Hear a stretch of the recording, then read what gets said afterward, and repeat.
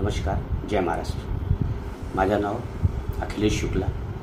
मी योगीधाम Ajmera Heights 1ला राहतो।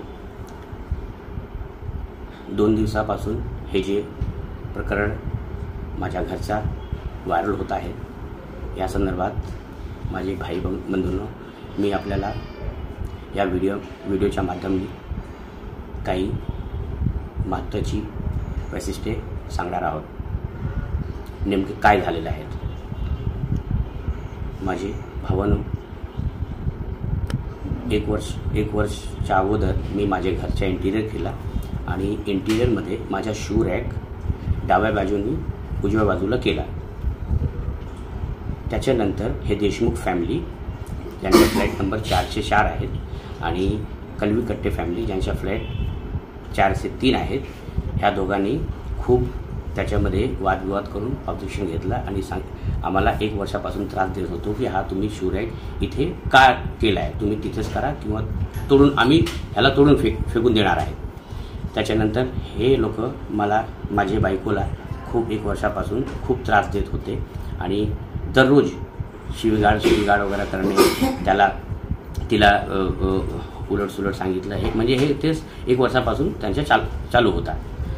आणि माझी बायको हे सतत मला ऑफिसच्या आल्यानंतर ते सांगत होते, तरी पण मी हे कधी ह्याला हे नाही केलं। आणि 2 दिवसापासून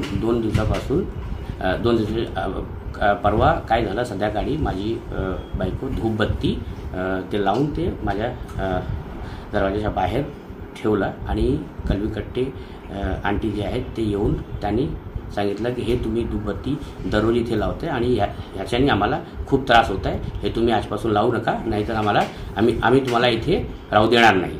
आणि ते खूप माझ्या बायकोची शिवीगाळ सुरू केली। त्याच्यानंतर मी येऊन ते मॅटर हे करायला सुरुवात केली। त्याच्यानंतर देशमुख फॅमिली आली, हे धीरज देशमुख आणि त्याचे लहान भाऊ हे येऊन माझी बायकोला खूप गालीगलोच खूप हे करून ते सुरुवात केली आणि जोराने दरवाजाला आपटू लागले आणि माझी बायकोची केस त्यांनी खेचून तिला एक झापड पण दिला। आणि त्याच्यानंतर मी हे सोडायला प्रयत्न केला आणि त्यांनी मला पण खूप शिवीगाळ केली।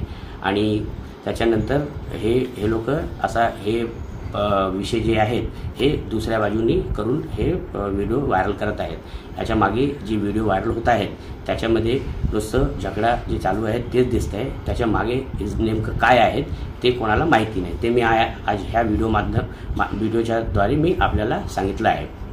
आणि मी आपल्याला सांगतो की हे जे देशमुख फॅमिली आम्हाला 1 वर्षापासून त्रास देत होते, ते 2 दिवसाच्या अगोदर जे घडलं त्याच्यामध्ये माझेच मराठी भाई बंधूने सगळे येऊन मला सहकार्य केलं, त्यांनीच मला वाचवलं। आज हे आम्ही 5 पिढ्या इथे आहोत, महाराष्ट्रामध्ये आहेत आणि 100 वर्ष झाले आम्हाला। आणि परप्रांती कोण आहेत, आम्ही मराठी आहोत की नॉन मराठी आहोत हे आम्हाला कधीच माहिती नव्हता, कधीच कळलं नाही। ह्या लोकांनी हा विषय एवढा गाजला की हा परप्रांती आहेत, हे आहे। त्यांनी माझ्या बायकोची शिवीगाळ करताना त्यांनी हे पण सांगितलं की तुम्ही भैया लोक तिथून आले, इथून घाण करतायत, आता मी तुम्हाला दाखवतो की आम्ही काय आहेत आणि तुम्हाला काय करणार। आणि याच्यानंतर मी सगळे हे आपले मराठी भाई बंधू जे आहेत त्यांनीच मला सहकार्य करून ते आले आणि आम्हाला वाचवलं। आणि मी आपल्याला हे सांगतो की आज 100 वर्ष झाले आम्हाला इथे राहायला।